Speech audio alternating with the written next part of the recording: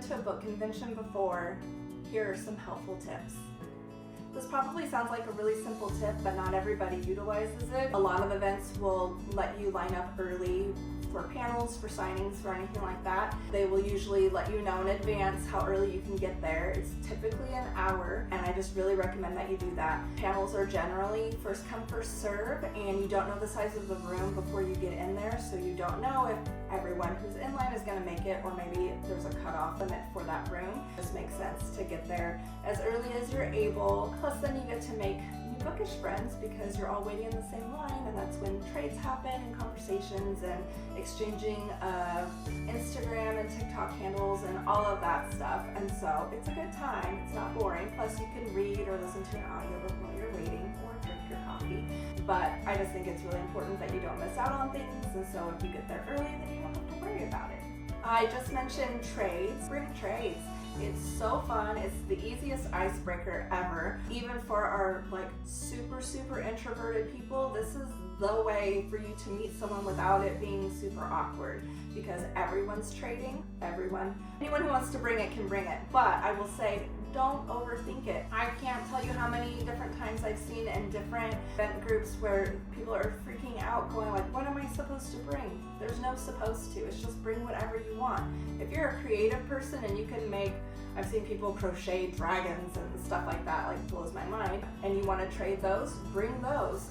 If you're like me, you like making jewelry and necklaces and bracelets and stuff like that, then do that. If you're not creative, that's okay. Don't make it more complicated than it has to be. If you want to bring stickers or bookmarks that you bought from a store or that you made, those are all great. Some people won't trade if you don't have a trade, others will. I don't care if I get a trade in return. If I have stuff that people want to trade, then I want to trade. I don't want anyone to feel left out because they were too nervous to bring something to trade or something like that. So if you see me at an event and you don't have anything to trade, still come find me, it's fine, and I'll trade you something. But it's just a really great way to meet and interact with people, and also see the creativity that other people come up with that you never would have thought about, and it just makes the community feel more community-ish, if that makes sense. So bring the trades.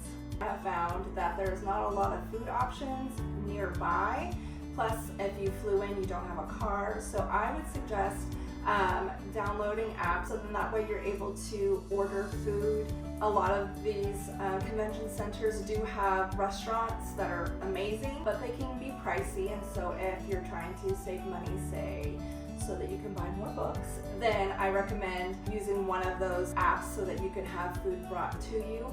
Plus, if you are having a lunch break, some places have an hour, some places have two between signing. You may not have time to eat at a regular restaurant, so using those companies can be really helpful. The first year that I went to a convention, my friend and I were so tired, we just sat down on the floor trying to get our bearings. We didn't know what we were doing, but we ordered our lunch because we were coming up on the end of the first signing session, and by the time the session had ended, our lunch was already there, and so we didn't have to worry about now going and getting food at the same time that everybody else was, where the lines are really long, and we were able to eat and have it not be a stressor, and then get back in line for the next signing event, which is super handy. Also, if you're flying in and you need to use Lyft or Uber to get around, I recommend looking to see if there's a free trial, or if you have a discount through a card or a bank or whatever, some membership thing that you have. I also recommend joining Facebook groups. I know Facebook, who uses that? But our authors do, and they use them for their fan pages, and a lot of them are super active on there, and it's a lot of fun because you get more information on the books that you love, and more information on upcoming releases and stuff like that. They will chat more with people. I also recommend following the event page because people will post on there too throughout the event if there's extra little fun, cool things that are going on.